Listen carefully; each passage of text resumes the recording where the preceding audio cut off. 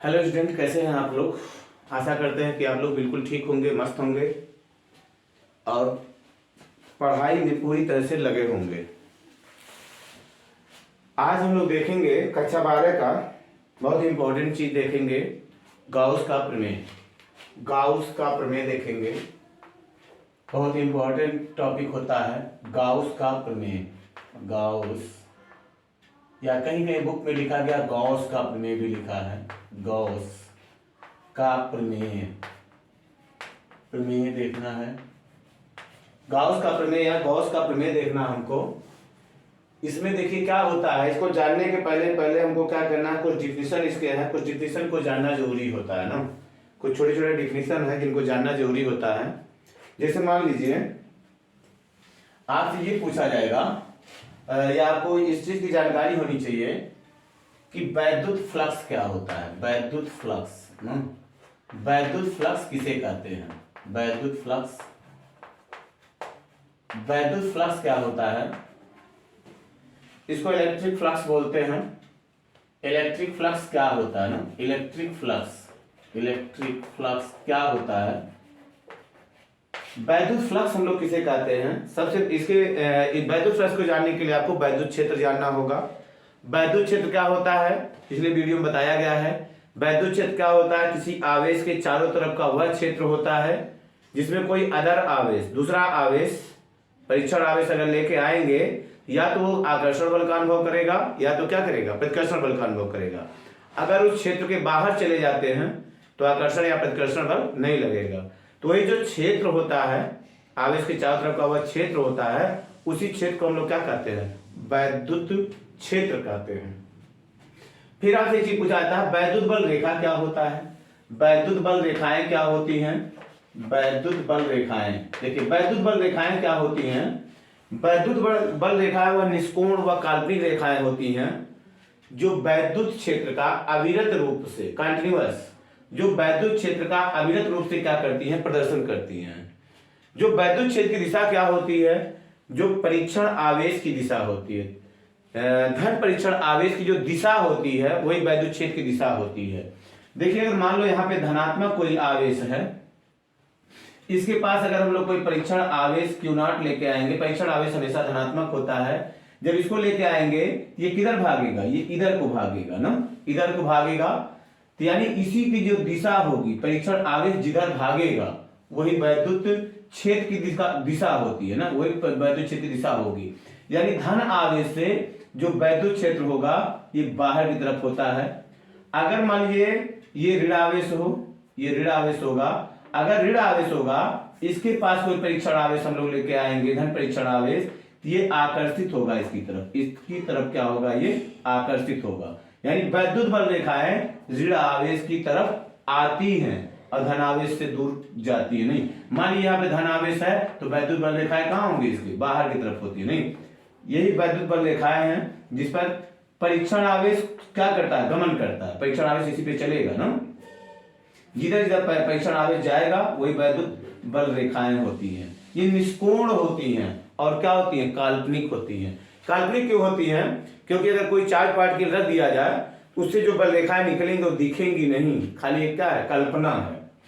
धन आवेश से वैद्युत बल रेखाएं इस तरह से होंगी। अगर कोई ऋण आवेश है, ऋण आवेश से जो वैद्युत बल रेखाएं होंगी, देखिए जो परीक्षण आवेश होगा क्या करेगा, इधर तरफ आएगा, तो परीक्षण आवेश जो वैद्युत बल रेखाएं होंगी ऋण आवेश की तरफ होती है ना।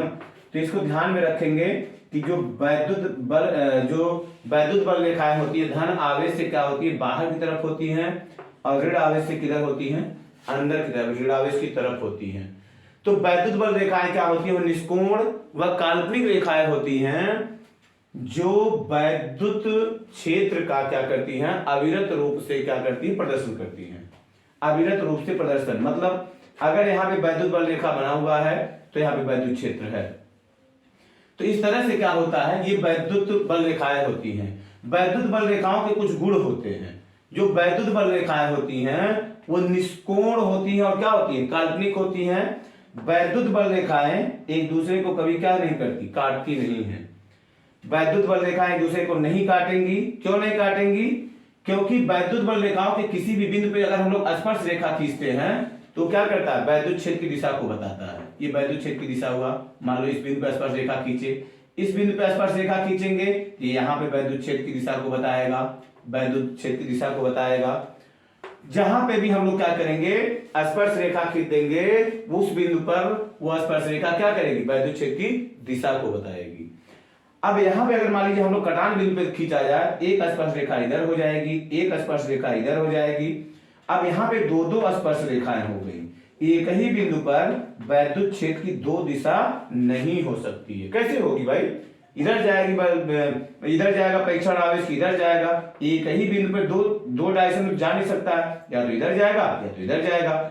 इसलिए क्या होता है, वैद्युत बल रेखाएं एक दूसरे को नहीं काटती। आपसे पूछा जा सकता है 1 नंबर 2 नंबर में कि क्या कारण होता है वैद्युत बल रेखाएं एक दूसरे को नहीं काटती हैं। तो वैद्युत बल रेखाएं एक दूसरे को क्यों नहीं काटती हैं, क्योंकि कटान बिंदु पर वैद्युत क्षेत्र की दो दिशाएं होंगी, जो कि क्या होता है, असंभव होता है ना।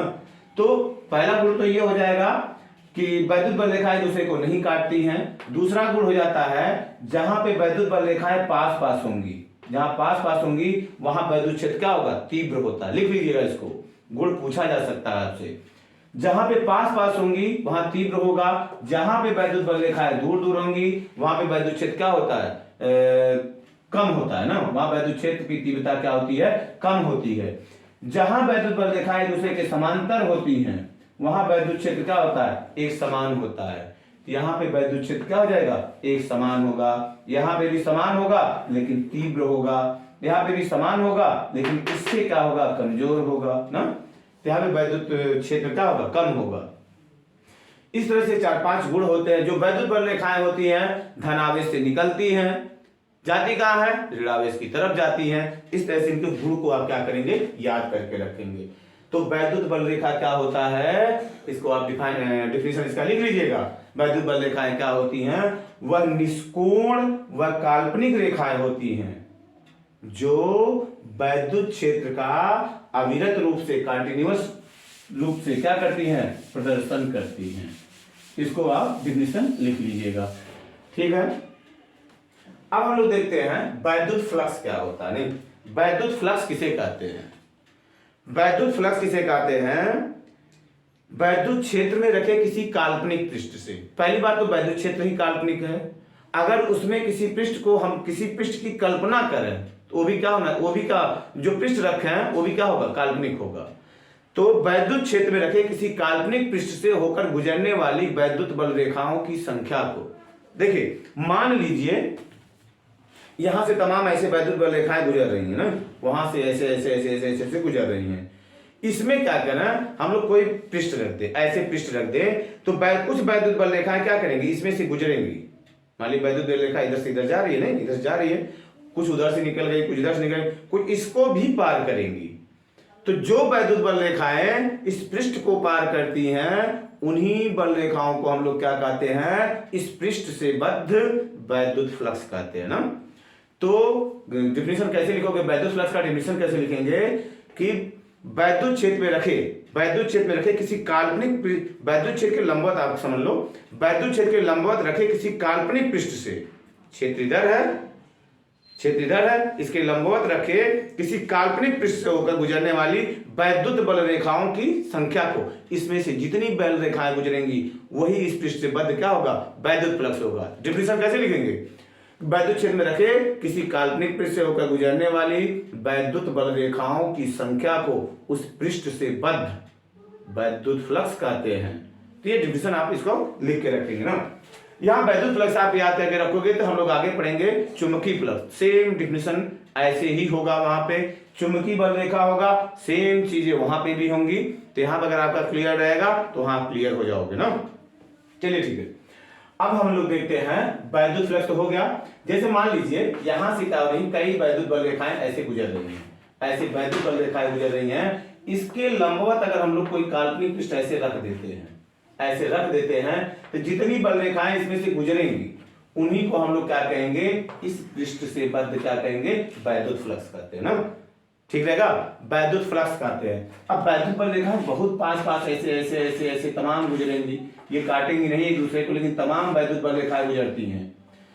तो वैद्युत फ्लक्स होता है, वैद्युत फ्लक्स का मान हम लोग निकालते हैं। देखो इसको किस अक्षर से हम लोग शो करेंगे, वैद्युत फ्लक्स को फाई ई से शो करते हैं ना, फाई ई से शो करेंगे। वैद्युत फ्लक्स, किसी पृष्ठ से बद्ध वैद्युत फ्लक्स। अब मान लीजिए इसका हम छोटा सा एरिया ले लेते हैं, इसका एरिया कितना था, ए था, तो इसका एरिया, जब छोटा सा एरिया है, इसका एरिया कितना होगा, डीए होगा। समझ में आ रहा ना, डीए होगा। तो इस डीए क्षेत्रफल से बद्ध वैद्युत फ्लक्स, हमको तो पूरे पृष्ठ से बद्ध वैद्युत फ्लक्स निकालना है, लेकिन सबसे पहले हम लोग क्या करेंगे, डीए क्षेत्रफल से बद्ध वैद्युत फ्लक्स निकालेंगे। तो डीए क्षेत्रफल से बद्ध वैद्युत फ्लक्स, डीए क्षेत्रफल से बद्ध वैद्युत फ्लक्स, डीए क्षेत्रफल से बद्ध वैद्युत फ्लक्स कितना हो जाएगा, इसको हम लोग कहेंगे डी फाई ई। छोटा क्षेत्रफल, छोटा वैद्युत फ्लक्स, कम वैद्युत फ्लक्स, इसको बराबर लिखेंगे ई डॉट डीए।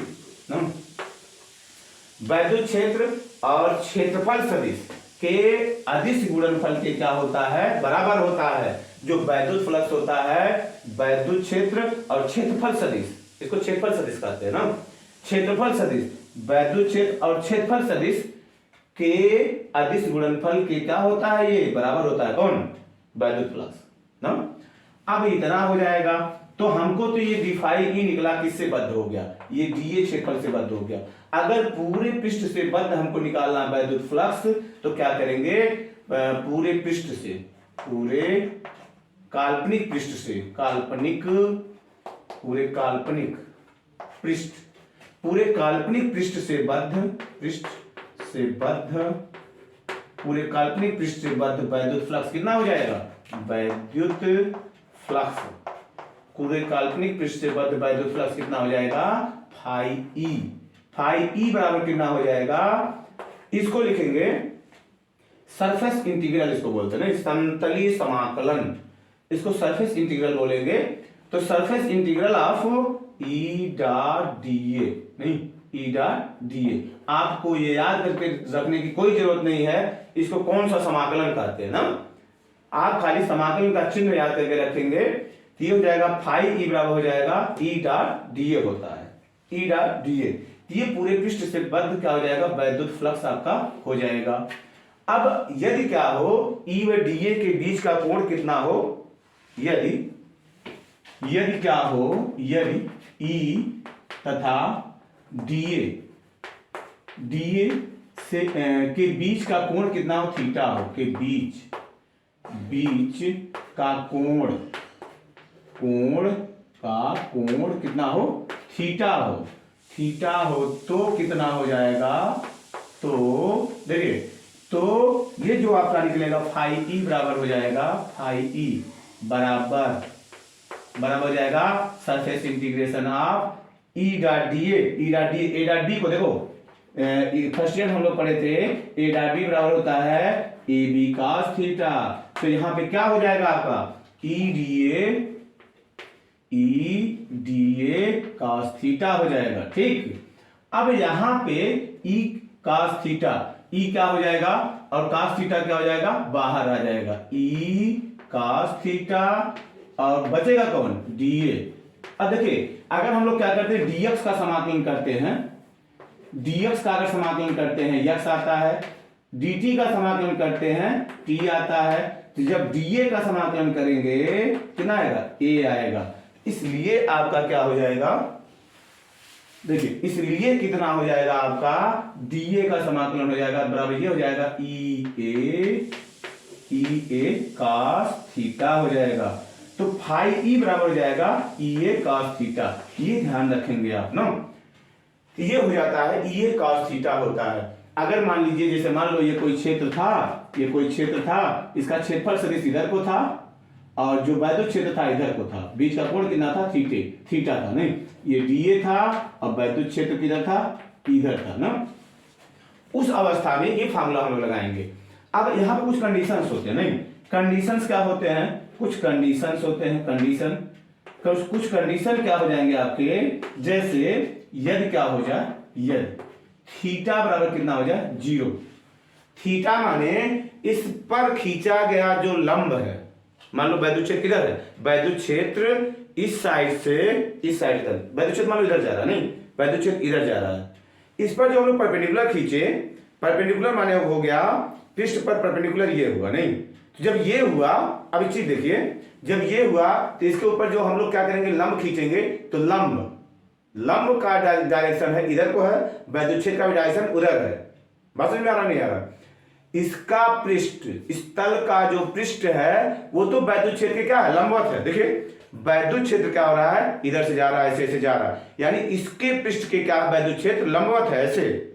लेकिन इस पर जो लंब खींचा गया है, इस पर जो हम लोग लंब खींचेंगे, जो लंब खींचेंगे, लंब और देखो लंब का डायरेक्शन किधर है, इधर है, वैद्युत क्षेत्र भी किधर जा रहा है, इधर जा रहा है। इस लंब और वैद्युत क्षेत्र के बीच का कोण कितना होगा, 0 होगा। तो देखो कंफ्यूजन बहुत ज्यादा होता है, सवाल लगाने में बड़ा कंफ्यूजन होता है। क्या करते हैं, उसमें दे देगा कि पृष्ठ क्या है, वैद्युत क्षेत्र की क्या है, लंबवत है, हम लोग थीटा का मान डायरेक्ट क्या मार देते हैं, 90 डिग्री। ना ऐसा नहीं करना आपको। अगर पृष्ठ क्या है, लंबवत है, तो इस पृष्ठ अगर लंबवत है वैद्युत क्षेत्र के, इस पे खींचे गए लंब का जो डायरेक्शन होगा वैद्युत क्षेत्र के साथ कितने अंश का कोण बनाएगा, 0 अंश का कोण बनाएगा, नहीं 0 अंश का कोण बनाएगा। यानी क्या है, ये थीटा का कितना है, 0 है। अर्थात क्या हुआ, अर्थात जो पृष्ठ है, पृष्ठ का तल वैद्युत क्षेत्र के क्या है, लंबवत है, अर्थात पृष्ठ का तल वैद्युत बल रेखाओं के क्या है, लंबवत है, या वैद्युत क्षेत्र के लंबवत है, वैद्युत क्षेत्र के क्या है, लंबवत है, वैद्युत क्षेत्र के लंबवत। ध्यान दीजिएगा बच्चा, सवाल नहीं आएगा, अगर थोड़ा सा कंफ्यूज हुए सवाल नहीं आएगा। वैद्युत क्षेत्र के क्या है, लंबवत है। बात समझ में आया? तो इसमें थीटा का मान जब हम 0 रखेंगे, फाई ई बराबर कितना हो जाएगा, फाई ई बराबर हो जाएगा ई ए कास 0, ठीक, बराबर कितना होता है, 0 का वैल्यू 1 होता है, तो ई ए हो जाएगा, ई ए हो जाएगा। फाई ई, पहला कंडीशन तो आपका ये बना कि अगर क्या है, जो लंब का डायरेक्शन है, नहीं पृष्ठ पर खींचे गए लंब का डायरेक्शन और वैद्युत क्षेत्र का डायरेक्शन अगर सेम है, तब कितना हो जाएगा, उस पृष्ठ से बद्ध वैद्युत प्लस फाई बराबर हो जाएगा ई ए ना। तो ये चीज आप क्या करिएगा, स्क्रीनशॉट ले लीजिएगा, स्क्रीनशॉट लेकर के क्या करना, इसको सही से आप लिख लीजिएगा ना। आगे हम लोग देखते हैं थोड़ा सा, कुछ कंडीशंस और हैं, चलिए ठीक है, आगे देखते हैं थोड़ा सा क्या हो जाएगा। चीजों का स्क्रीनशॉट लेकर के आप नोट्स सही तैयार करते रहें तो आप परफेक्ट बनेंगे। देखिए अब इसमें क्या हो जाता है, ये हो जाएगा, यदि क्या होता है, दूसरा कंडीशन क्या होता है, यदि क्या हो जाए, थीटा इक्वल टू कितना हो जाए, 90 डिग्री। अब थीटा मतलब 90 डिग्री मतलब क्या हुआ कि जो लंब है, लंब इस पर जो, अब देखो वैद्युत क्षेत्र किधर है, इधर से इधर की डायरेक्शन में, नहीं वैद्युत क्षेत्र इधर जा रहा है ना, और जो लंब है क्षेत्र की लंबवत है, तो जो लंब इस पे जो लंब था, अब देखो वैद्युत क्षेत्र किधर जा रहा था, वैद्युत क्षेत्र आपका इधर जा रहा था, इधर नहीं। अब देखिए क्या हो जाएगा, ये पकड़ा नहीं रहा सही से, ऐसा हो जाएगा ना, ये तो लंब हो गया। अब वैद्युत क्षेत्र इधर है, देखो दोनों के बीच का डायरेक्शन, वैद्युत क्षेत्र इधर जा रहा है ना, दोनों के बीच का कोण कितना हो गया, 90 डिग्री हो गया। लेकिन यहां ध्यान रखेंगे, ये जो पृष्ठवा है, पृष्ठवा क्या हो गया, वैद्युत क्षेत्र के क्या हो गया, समांतर हो गया। तो ये जो काल्पनिक पृष्ठ है, अगर वैद्युत क्षेत्र के समांतर होगा तो थीटा का मान 0 नहीं रखोगे, आप क्या रखोगे, यहां थीटा का मान आप क्या रखोगे, 90 डिग्री, क्योंकि इस पर जो खींचा गया लंब है वो वैद्युत क्षेत्र से 90 का कोण बनाएगा। ध्यान रखना इस चीज को। अब देखो ये थीटा बराबर कितना हो, 90 डिग्री हो, जब थीटा बराबर 90 डिग्री हो जाएगा, अर्थात यहां पे भी आप एक चीज ध्यान रखिएगा, अर्थात जो पृष्ठ है आपका, अर्थात पृष्ठ का तल वैद्युत क्षेत्र के क्या हो, वैद्युत क्षेत्र के समांतर हो, वैद्युत क्षेत्र के समांतर हो, ठीक, वैद्युत क्षेत्र के समांतर हो। अब देखो क्या होगा, तो यहां पे क्या हो जाएगा, वैद्युत प्लस फाई ई बराबर कितना हो जाएगा, फाई ई बराबर कितना हो जाएगा, इसमें ई ए कास 90 होगा, कास 90 का वैल्यू 0 होता है, तो ई ए इंटू कितना हो जाएगा, 0, बराबर कितना आया 0, यानी कोई वैद्युत फ्लक्स क्या होगा नहीं गुजरेगा, वैद्युत फ्लक्स का मान शून्य हो जाएगा। कैसे हो जाएगा वैद्युत फ्लक्स का मान शून्य कैसे हो जाएगा? देखिए वैद्युत फ्लक्स हम बताए क्या है, इससे जितनी वैद्युत बल रेखाएं गुजरेंगी वही वैद्युत फ्लक्स होता है ना। लेकिन जब ये पृष्ठवय ऐसे हो गया और वैद्युत बल रेखाएं ऐसे आ रही हैं, ऐसे गुजर जा रही हैं, ऐसे गुजर जा रही, इसको आर पार कोई कर रहा है नहीं कर रहा है ना। वैद्युत बल रेखा ऐसे आई ऐसे निकल गई और ये क्या, इसका पृष्ठ जब समांतर है इससे कोई वैद्युत फ्लक्स नहीं गुजरेगा, जब इससे कोई वैद्युत बल रेखा नहीं गुजरेगा। जब वैद्युत बल रेखा नहीं गुजरेगा तो वैद्युत फ्लक्स क्या हो जाएगा शून्य हो जाएगा। अंडरस्टैंड? अब देखो ये तो दूसरा कंडीशन हो गया, एक कंडीशन और होता है थर्ड कंडीशन हम लोग देखते हैं। थर्ड कंडीशन क्या होता है? थर्ड कंडीशन यदि क्या हो जाए थीटा का वैल्यू 180 हो जाए, यदि थीटा इक्वल टू हो कितना 180, मतलब क्या हो कि वैद्युत क्षेत्र मान लो इधर को है तो आपका थीटा किधर होना चाहिए, डीए किधर होना चाहिए या ए किधर होना चाहिए, इधर होना चाहिए। देखिए क्षेत्रफल सदिश इधर हो और वैद्युत क्षेत्र इधर हो, बात समझ में आया? इसका मतलब क्या होगा, अब देखिए जो तल है, इसका जो तल है जिधर हम लोग लंब खींचे हैं, लंब इधर खींचे ना, लंब इधर खींचे हैं, यानी इसमें क्या हो रहा है पहले इसमें क्या हो रहा है अब की बार लंब किधर होना चाहिए। देखो वैद्युत बल रेखा इसमें से गुजर रही है, ऐसे ऐसे गुजर रही है, नहीं लंब किधर है इधर है।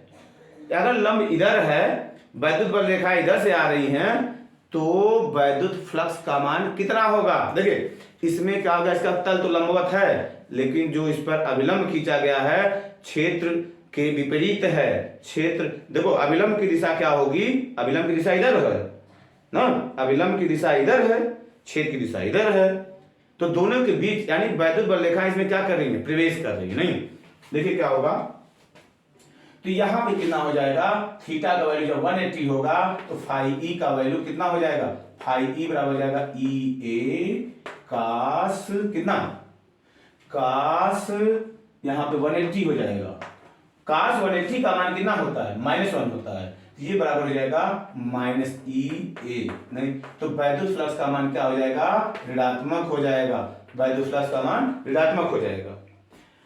अब यहां से एक चीज आपको ध्यान में रखना है, एक चीज क्या ध्यान में रखना है आपको, अगर किसी पृष्ठ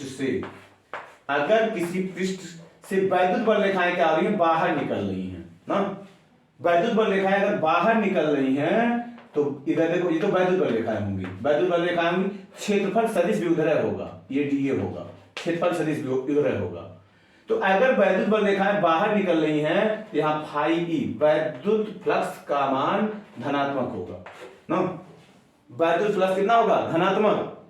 और अगर किसी पृष्ठ में वैद्युत बल रेखाएं क्या हो रही है प्रवेश कर रही है, ऐसे प्रवेश कर रही है, तो वैद्युत हम लोग अभिलंब इधर लेते हैं ना, अभिलंब इधर हो जाएगा आपकी बात, तो वैद्युत बल रेखाएं अगर हम लोग इस पृष्ठ की बात कर रहे हैं, जिस पृष्ठ की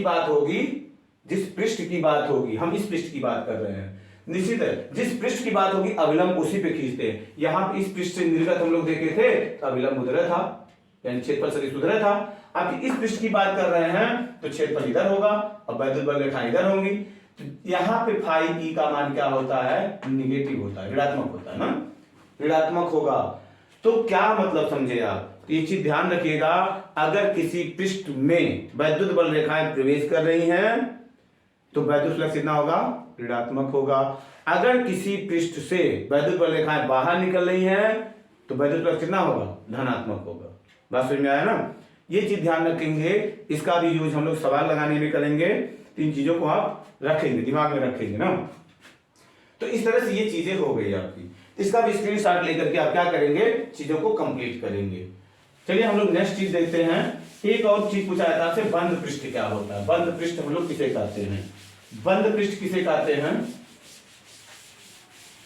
बंद पृष्ठ क्या होता है, बंद पृष्ठ ऐसा पृष्ठ होता है जिससे कोई आयतन परिबद्ध होता है, आयतन परिबद्ध हो, जिससे कोई आयतन परिबद्ध होता है उसे हम लोग बंद पृष्ठ कहते हैं ना। बंद पृष्ठ माने इसको क्लोज सरफेस बोलते हैं। बंद पृष्ठ क्या होता है जिससे कोई आयतन परिबद्ध होता है, जैसे मान लो आपका गुब्बारा हो गया, फुटबॉल हो गया, उसमें क्या होगा एक आयतन होगा ना, ये जो पतला पेपर होगा उसमें आयतन नहीं होता है। आयतन किसमें होता है? जिसमें लंबाई हो, चौड़ाई हो, ऊंचाई हो। 3D जितने भी 3D माने 3 डायमेंशनल ऑब्जेक्ट जितने होते हैं, वस्तुएं जितनी होती है, 3D वस्तुएं जितनी होती हैं, 3 वस्तुएं जितनी होती हैं, उन्हीं में आयतन होता है ना। तो हम लोग बंद पृष्ठ किसे कहेंगे? ऐसा पृष्ठ होता है जिससे कोई आयतन परिबद्ध हो। जैसे गुब्बारा हो गया, गुब्बारा फूंक दिए, बड़ा हो गया, अब उससे आयतन क्या हो गया? परिबद्ध हो गया। तो ऐसे पृष्ठ को हम लोग क्या कहेंगे? बंद पृष्ठ कहते हैं ना। एक मिनट देखते हैं।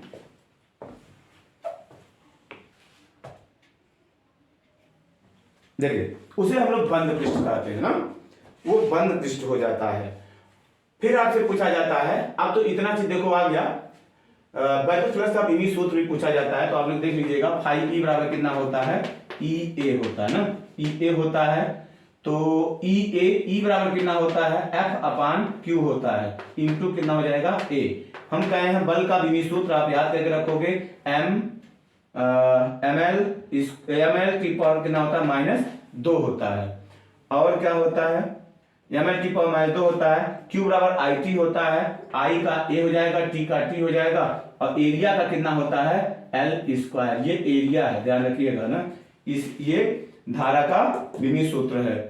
तो बराबर क्या हो जाएगा? ml² T ऊपर जाएगा, T पावर -3, और 1 पावर कितना हो जाएगा? -1 हो जाएगा। ये इसका विमीय सूत्र हो जाता है ना। इसका विमीय सूत्र आप याद करके रखोगे। इसका जो मात्रक होगा, मात्रक क्या हो जाएगा? इसका न्यूटन पर कूलाम होगा, न्यूटन प्रति कूलाम, और इंटू मीटर स्क्वायर, तो न्यूटन मीटर स्क्वायर, और क्या होगा? प्रति कूलाम होता है ना, कूलाम। इस तरह से वैद्युत फ्लक्स का मात्रक आप लोग याद करके, न्यूटन मीटर स्क्वायर पर कूलाम होता है। तो विमीय सूत्र और मात्रक इसका याद करके रखेंगे। अब हम लोग देखते हैं, बंद पृष्ठ समझ में आ गया। अब देखते हैं हम लोग क्या होता है गाउस का प्रमेय। नहीं, गाउस का प्रमेय very very important for board exam. Gauss का प्रमेय। अब गाउस का प्रमेय क्या होता है? तो सबसे पहले आपको आएगा कि गाउस का प्रमेय को लिखिए तथा सिद्ध कीजिए। गाउस के प्रमेय को लिखिए तथा सिद्ध कीजिए, 2 चीज आएंगे आपको। तो गाउस का प्रमेय पहले आपको लिखना रहेगा। गाउस का प्रमेय होता क्या? नहीं, गाउस का प्रमेय, गाउस का प्रमेय, गाउस का प्रमेय क्या होता है? देखिए, किसी बंद पृष्ठ, अब तो बंद पृष्ठ आपको समझ में आ गया जिससे कोई आयतन परिबद्ध होगा। किसी बंद पृष्ठ से बद्ध आवेश, देखिए किसी बंद पृष्ठ पर गुजरने वाला वैद्युत फ्लक्स, समझ के रखिए। कोई बंद पृष्ठ मान लीजिए ऐसे है ना, किसी बंद पृष्ठ से होकर गुजरने वाला वैद्युत फ्लक्स, यानी वैद्युत बल रेखा गुजरने वाला वैद्युत फ्लक्स, इस बंद पृष्ठ पर उपस्थित आवेश का 1/ε0 गुना होता है। लिख लेंगे ना, लिख लेंगे इसको। किसी बंद पृष्ठ से गुजरने वाला वैद्युत फ्लक्स उस बंद पृष्ठ से बद्ध आवेश का, कितना आवेश है? क्यों? उस बंद पृष्ठ से बद्ध आवेश का 1/ε0 गुना होता है। यानी यही क्या होता है? फाई ई होता है ना। फाई ई बराबर यही होता है, या फाई ई बराबर हम लोग लिख देंगे Q/ε0। बात समझ जाएंगे ना, Q/ε0। तो ये क्या होता है आपका? पहले तो गाउस का प्रमेय हो गया। 2 नंबर में पूछा सकता है आपसे कि गाउस का प्रमेय क्या होता है, लिखिए। तो गाउस का प्रमेय समझ जाएंगे। किसी बंद पृष्ठ से होकर गुजरने वाला वैद्युत फ्लक्स उस बंद पृष्ठ से बद्ध आवेश का 1/ε0 गुना होता है। इस तरह से इसको आप लिख लीजिएगा। फिर आपसे पूछा जाएगा इसको प्रूव कैसे करेंगे हम लोग ना। तो प्रूव करना बहुत इजी है, प्रूव करना बहुत ही इजी है इसका। हम लोग क्या करते हैं, सबसे पहले एक बंद पृष्ठ लिखते हैं। नहीं, एक क्या करेंगे, गोला ले लेते हैं। गोला वृत्त में डिफरेंस होता है। एक गोला ले लेते हैं, गोले में आयतन होता है, वृत्त में आयतन नहीं होता है। एक गोला ले लेते हैं। इस गोले पे हम लोग क्या करते हैं, +Q आवेश दे देते हैं। जब +Q आवेश देंगे तो ये आवेश क्या हो जाएगा,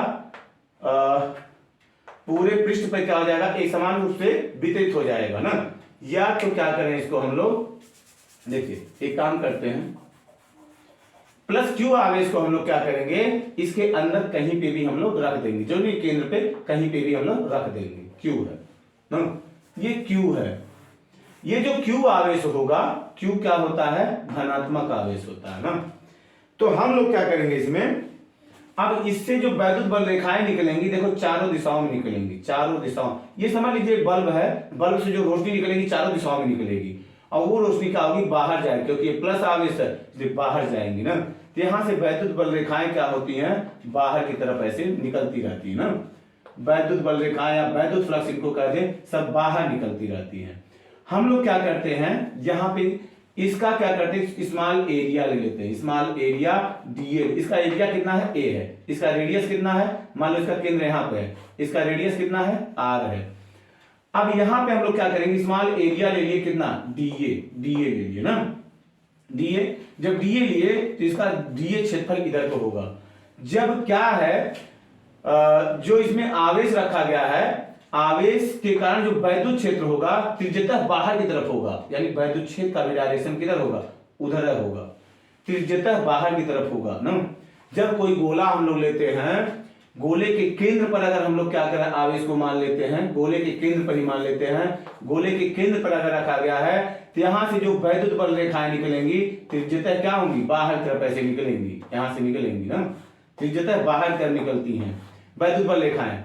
और इस पर जो छोटा सा एरिया हम लोग लिए हैं, वो जो क्षेत्रफल लिए हैं, उस क्षेत्रफल पे जो हम लोग क्या करेंगे, क्षेत्रफल सदिश खींचेंगे, वो भी क्या होगा, त्रिज्यतः बाहर की तरफ होगा, यानी वैद्युत क्षेत्र और क्षेत्रफल सदिश क्या होंगे, सदिश होंगे, एक ही दिशा में होंगे। बात समझ में आया। तो इसके बारे में थोड़ा सा हम लोग लिखेंगे, कैसे लिखेंगे, माना आर त्रिज्या का एक गोला है जिसके अंदर प्लस क्यू आवेश को रखा गया है, प्लस क्यू आवेश रखा गया है।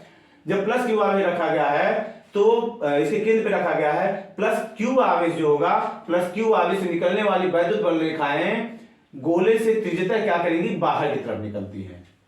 इस गोले पर एक छोटा क्षेत्रफल डीए ले लेते हैं। जो छोटा क्षेत्रफल डीए लेंगे तो जो क्षेत्रफल सदिश होगा, क्षेत्रफल सदिश होगा, वो भी त्रिज्यतः किधर होगा, बाहर की तरफ होगा, लिखना पड़ेगा ये आपको, बाहर की तरफ होगा। इसलिए ई और डीए दोनों क्या होंगे, समदिश होंगे ना।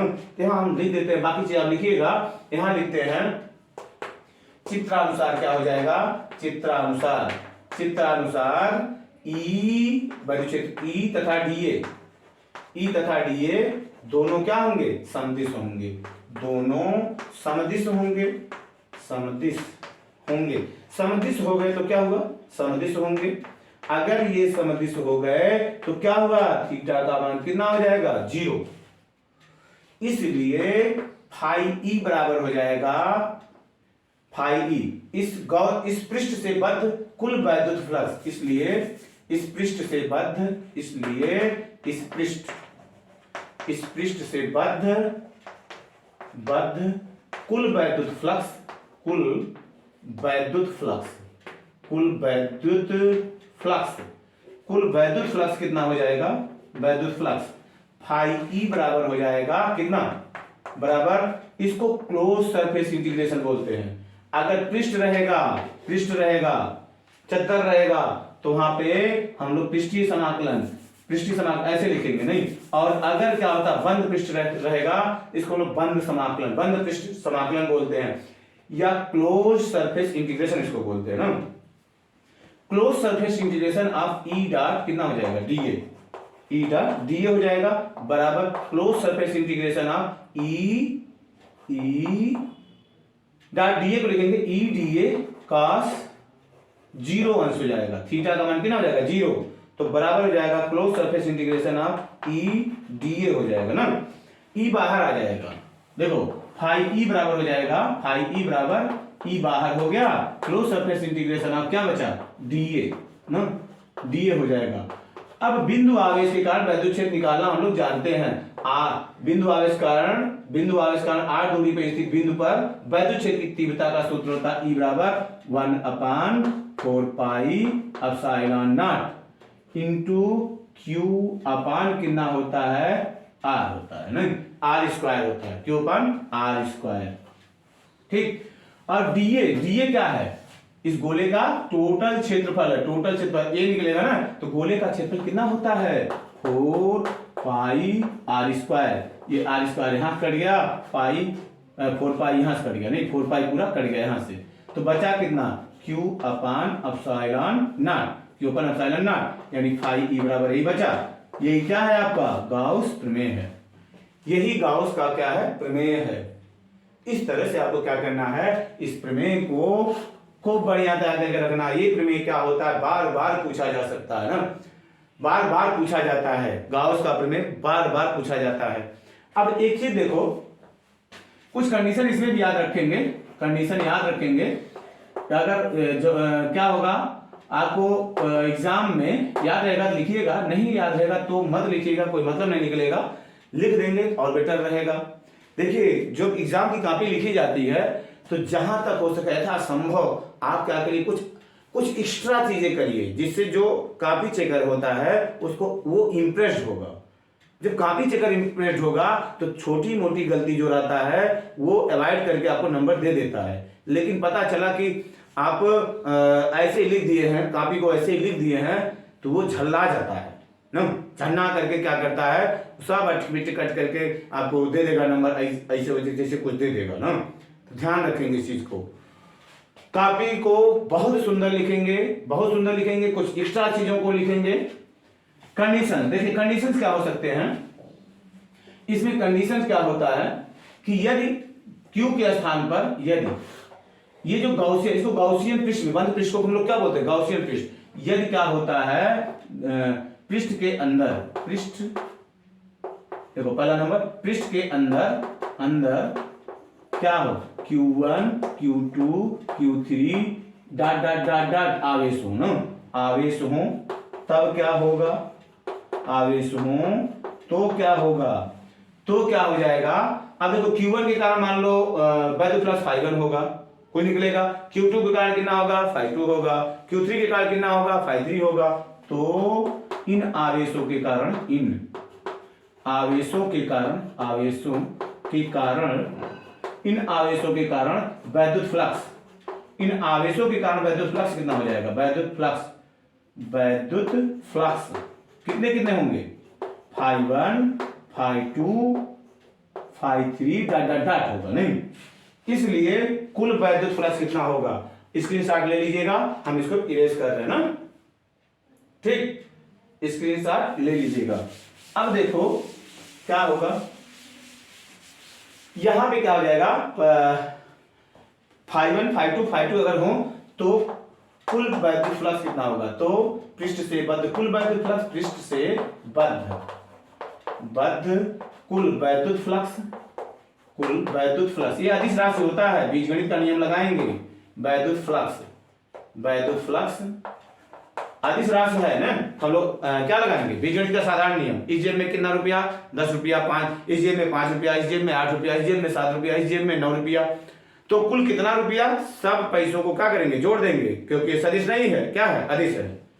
तो अदिश है तो फाई बराबर कितना हो जाएगा, φ1 plus φ2 plus φ3 plus dot dot dot हो जाएगा। φ1 का मान कितना लिख सकते हैं, Q फाई का मान Q अपान एप्सिलॉन 0, ये हो जाएगा Q1 upon epsilon not, Q2 upon epsilon not plus Q3 upon epsilon not plus dot dot dot 1 upon epsilon not क्या हो जाएगा, कॉमन बचेगा का Q1 plus Q2 plus Q3 plus dot dot dot. अब इसको हम लोग लिख सकते हैं बराबर 1 अपान एप्सिलॉन नॉट, इसको लिख देंगे कितना, सिग्मा Q, यहां पे सिग्मा Q लिख देंगे, ये हो जाएगा I इक्वल टू 1 से लेके कहां तक, n तक। तो ये आपका टोटल वैद्युत फ्लक्स निकल जाएगा ना। इस तरह से क्या करेंगे, इसको हम लोग निकाल लेंगे। तो इस तरह से आपका ये गाउस का प्रमेय क्या हुआ, कंप्लीट हुआ ना। गाउस का प्रमेय मोस्ट इंपॉर्टेंट, इसको बढ़िया से अगर समझ में आया है तो 2 बार, 1 बार आप 2 बार 3 बार घर पे कर लीजिए, ये आपका क्या हो जाएगा, कंप्लीट हो जाएगा ना। चलिए ठीक है, इतनी चीजों को आप कंप्लीट करिएगा। हम लोग नेक्स्ट वीडियो में देखते हैं कुछ और बोर्ड एग्जाम के लिए जो इंपॉर्टेंट ड्राइवेशन है, उसको हम लोग क्या करते हैं, देखते हैं। या आप लोग क्या करें, कमेंट के माध्यम से बताना कौन सा ड्राइवेशन है जो आपको समझ में नहीं आ रहा, कौन सा टॉपिक है जो आपको समझ में नहीं आ रहा है, उस टॉपिक को हम लोग क्या कर दें, क्लियर कर दें। क्योंकि ये जो वीडियो बना रहे हैं, वीडियो बनाने का मेन मकसद क्या है कि आपको बोर्ड की परीक्षा में जो जो प्रॉब्लम्स आ रही हैं उन प्रॉब्लम्स को क्या किया जाए, यहाँ पे सॉल्व किया जाए, उन प्रॉब्लम्स का को बढ़िया से डिस्कस किया जाए, जिससे बातें क्या हो आपको समझ में आ जाए। तो इसको क्या करें, आप कमेंट करके जरूर बताएं। तो चलिए मिलते हैं फिर नेक्स्ट वीडियो में, तब तक के लिए जय हिंद जय भारत।